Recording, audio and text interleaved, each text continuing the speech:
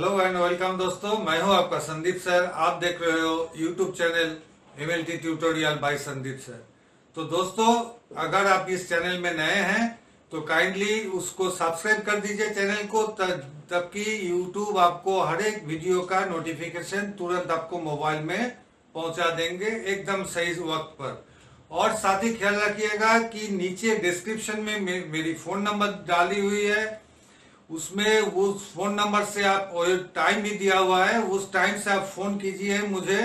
और वो WhatsApp number भी दिया हुआ है, साथ में कुछ वीडियो का लिंक दिए हुए हैं जो दोस्तों ने अभी तक एडमिशन ले लिए हैं। उस वीडियो को आप लोग फॉलो कीजिए।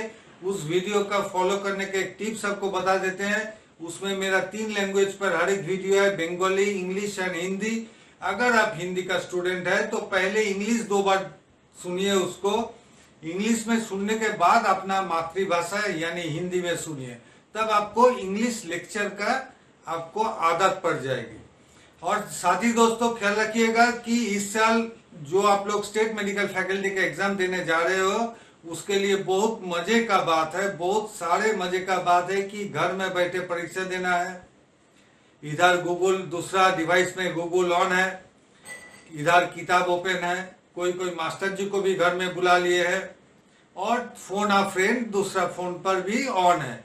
अगर ये आप सोच के रखे हैं तो इस पर वो सब नेगेटिव है, इसको दिमाग से बिल्कुल हटा दीजिए कि ऐसा कुछ करने का मौका आपको दिया जाएगा। काहे नहीं दिया जाएगा कि आपको 50 क्वेश्चन के आंसर 60 मिनट में करना है, और वो भी ऑन नेट करना है। तो ये सबसे बड़ी दिक्कतें पेश होगी आपके लिए। तो इसको आप बिल्कुल दिमाग से हटा दीजिए। आपका वेब कैम चालू है, आपका मोबाइल का कैमरा चालू है, आपको बगल से अगर कुछ आवाज आती है वो भी नोट हो जाएगा और आपका एग्जाम पेपर कैंसिल हो जाएगी। तो ये सब बात बिल्कुल दिमाग से हटा दीजिए। लेकिन और एक तो मजा है, ये मजा है क्या, मात्र 50 क्वेश्चन का आपको आंसर करना है, और वो भी 1 घंटा। 1 घंटे में आपको परीक्षा खत्म हो जाएगी। ये भी गलत, आप अगर सोचते हैं तो पूरा गलत साबित होने वाला है। काहे कि 50 हर एक क्वेश्चन का 2 मार्क करके है, और 50 क्वेश्चन के लिए टोटल 100 मार्क है।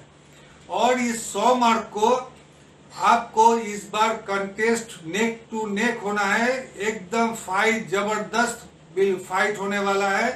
काहे कि ये 100 क्वेश्चन में कोई भी 50 क्वेश्चन में कोई भी नेगेटिव आंसर नहीं है, नेगेटिव मार्किंग नहीं है। यानी आपका दूसरा कोई साथी बिना कुछ पढ़े लिखे आपसे आगे निकल सकते हैं अंदाजिफिकेशन। तो ये भी गलत है, ये सब हटा दीजिए दिमाग से।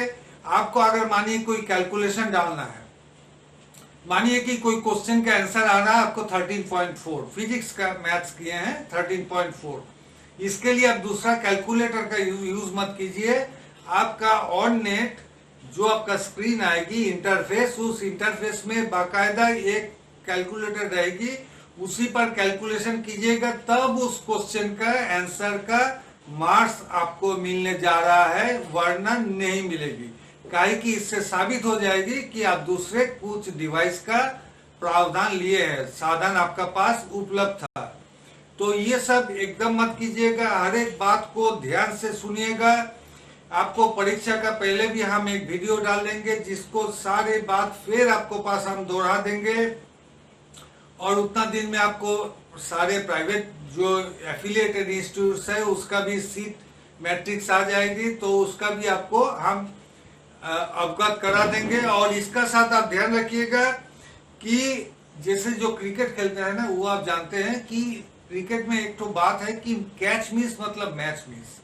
तो यहाँ ख्याल रखिएगा, एक कैच यानी एक क्वेश्चन मिस होता है तो आपका प्रोबेबिलिटी कुछ परसेंट घट जाती है, बहुत सारे परसेंट आपको पीछे धकेल देगा। तो जितना कम हो सके गलती करने का कोशिश कीजिएगा, और ख्याल रखिएगा जितना छोटा पेपर होगा यानी 50 क्वेश्चन, उतना ही आपको रिस्क बढ़ते जाता है। तो चलिए आज एक झलक देख लेते हैं कि सीट का मैट्रिक्स क्या है। तो सबसे पहले हम इसका पहले वाला वीडियो में बताए थे कि total number of government and affiliated colleges का जो संख्या है वो 74 है, लेकिन तुरंत बाद एक कोरेंडियम आया है। वो कोरेंडियम में आपको बताया गया कि वो और 7 कॉलेज बढ़ गई है, 81 कॉलेजेस उसमें है। अब जो गवर्नमेंट कॉलेजेस है इसमें डीएमएलटी के लिए टोटल सीट है 473। इस साल 100 सीट का बढ़ोतरी हुआ है। 5 मेडिकल कॉलेज ऐड हुआ है, रामपुरा, डायमंड हार्बर, रायगंज, पुरुलिया एंड कोचबिहार, इसके लिए सीट बढ़ा हुआ है। डीआरडी यानी रेडियो डायग्नोसिस में कुल सीट है 172, फिजियोथेरेपी में कुल सीट है 69, रेडियोथेरेपी में कुल सीट है 37, ऑप्टोमेट्री एंड ऑप्थेल्मोलॉजी में कुल सीट है 135, न्यूरो इलेक्ट्रोफिजियोलॉजी में सीट है 38, कुल सीट बता रहे हैं। परफ्यूजन टेक्नोलॉजी में कुल सीट का संख्या 20, कैथलैब टेक्नीशियन में कुल सीट का संख्या 35, क्रिटिकल केयर में कुल सीटों का संख्या 107, डायलिसिस में कुल सीटों का संख्या 42, ऑपरेशन थिएटर टेक्नोलॉजी में कुल सीटों का संख्या 109, डायबिटीज केयर में कुल सीटों का संख्या 15 और ईसीजी में कुल सीट 79, यानी टोटल सीट गवर्नमेंट कॉलेज का सीट है 1331। आप देखिए कि मेडिकल लैब जो सबसे ज्यादातर बच्चों इसमें जाना चाहता है और जहाँ की नौकरी का सबसे ज्यादा डिमांड भी है बाजार में, तो मेडिकल सीट डीएमएलटी में टोटल सीट है 473, जनरल के लिए 238, शेड्यूल कास्ट के लिए 110, शेड्यूल ट्राइब के लिए 28, ओबीसी ए के लिए 49, ओबीसी बी के लिए 30 और फिजिकली हैंडीकैप के लिए 18 सीट है।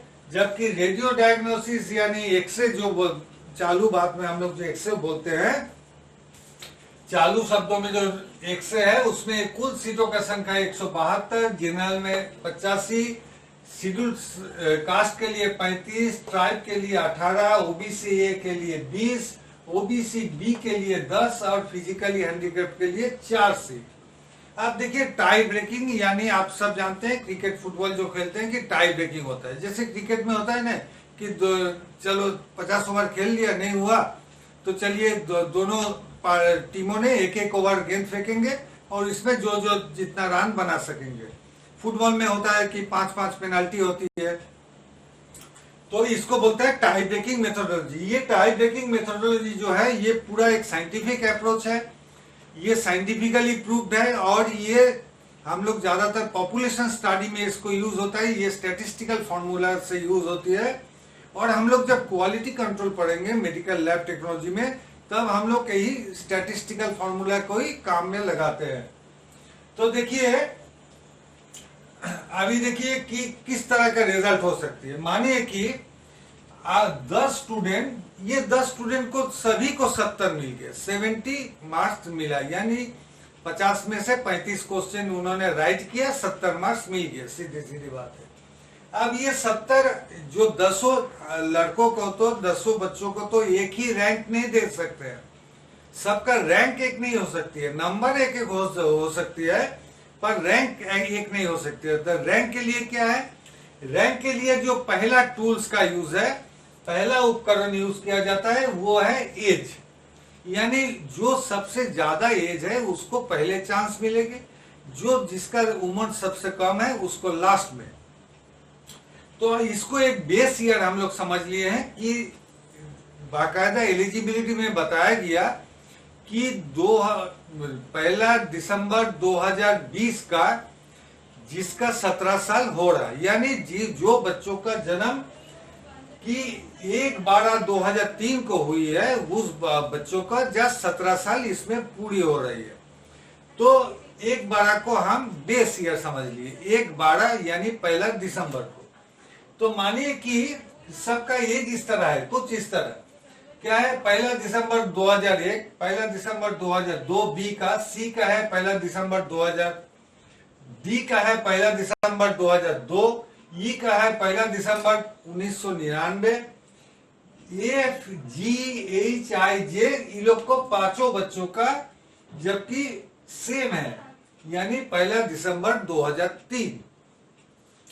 तो एज का हिसाब से यानी इस 5 को ये तो चलिए ठीक है कि इसका अलग अलग है, 1999, 2002, 2000, 2002, 2001, लेकिन ये पांचों बच्चों का सेम एज है। तो इसको अब छोड़ देते हैं, पहले इसको देखते हैं। तो बताया गया कि जिसका एज सबसे ज्यादा उसको पहले मिलेगा। तो जिसका जन्म 1999 में हुआ है उसको मिलेगा 1 नंबर रैंक, मतलब इन 10 में से 1 नंबर रैंक पे वो चले जाएंगे। सेकेंड में कौन जाएंगे? जिसका है सी, यानी जिसका 2000 साल में जन्म हुई है। और रैंक स्टूडेंट जो ए है वो चले जा रहे थर्ड में, 2001 में इसका जन्म हुआ है। अभी ये जो 2 बच्चों है, student B and student D जो है, ये दोनों का जन्म हुआ है 2002 में, यानी सेम हो गया। अभी इन लोग के लिए जो सेकेंड टूल का, सेकेंड उपकरण का यूज होता है वो है total percent in PCB, physics chemistry biology में कितना परसेंट इसको हासिल हुआ था, यानी क्लास 12 में। तो क्लास 12 में देखा जा रहा है ये जो डी है इसको 81% हुआ था, जो बी है इसको 80% हुआ था। तो स्वाभाविक है ये हो गया 4th पोजीशन, ये हो गया रैंक 5।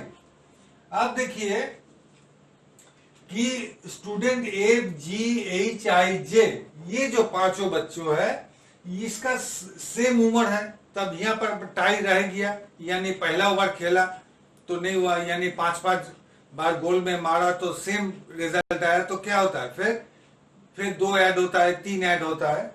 तो उसी तरह अभी टोटल परसेंट इन पीसीबी को ऐड कर देते हैं। तो इसमें 91.5, 88.5, 89, 88.6, 92। तो स्वाभाविक है जिसका सबसे हाईएस्ट है 92%, ये चला गया 6, जो 91.5 वो 7, जो 89% वो 8, जो 88.6 वो 9, और जो 10th है वो 88.5%।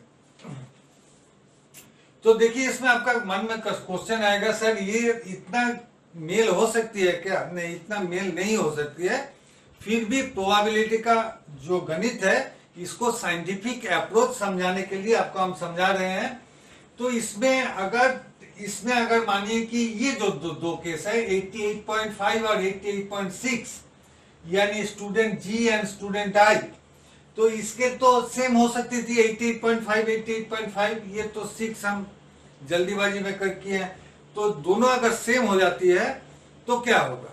तो इससे प्रोबेबिलिटी का जो मैथ्स यहाँ पर अप्लाई किया गया है, तो इसमें जो चांस है वो लाखों में एक भी नहीं है। इसलिए इस मेथड को, इस साइंटिफिक मेथड को, इस वैज्ञानिक उपकरण को इस पर टाई ब्रेकिंग के लिए यूज होने जा रहा है। तो देखिए, तो लास्ट में जो इस 10 बच्चों का क्या हालत हुआ कि 1 नंबर में चला गया ई, 2 नंबर में सी, 3 नंबर में ए, 4 नंबर में डी, 5 नंबर में बी, 6 नंबर में जे, 7 नंबर में एफ, 8 नंबर में एच, 9 नंबर में आई, 10 नंबर में जी। ये हुआ फाइनल मेरिट लिस्ट। ये फिर मेरिट लिस्ट देखिए अभी क्या हुआ कि मानिए कि आपको भी 70 मार्क्स मिला है, आपको दोस्त को भी 70 मिला है। तो आप थे ई में, यानी यहाँ जो आप जो डीएमएलटी के लिए मानिए कि लड़ रहे हैं, डीएमएलटी के लिए आपको उसी में एडमिशन लेना चाहते हैं, तो मानिए कि टोटल सीट जो 473 है, तो आपको नंबर आया यही 473वां, यानी 473वां पोजीशन आप ही को मिला, इसलिए आपको मिल गया। लेकिन इतने सारे बच्चों को सेम मार्क्स मिलने के बावजूद भी उसको चांस नहीं मिलने जा रहा है। सो दोस्तों, इसको बहुत सीरियसली लीजिए। ये एग्जाम जो है ये 1 घंटा का, यानी क्वेश्चन कम है, यही आपको लिए सबसे ज्यादा टफ है। और साथ में तो ऑनलाइन का झमेला है, इंटरनेट का तो झमेला है। तो इसको हासिल करना है, आपको इसमें जीतना है और अपना हौसला बुलंद रखिए। हम आपको वीडियो नेक्स्ट आएंगे और इसमें आपको हम मेंटल सपोर्ट जरूर देंगे। So thank you.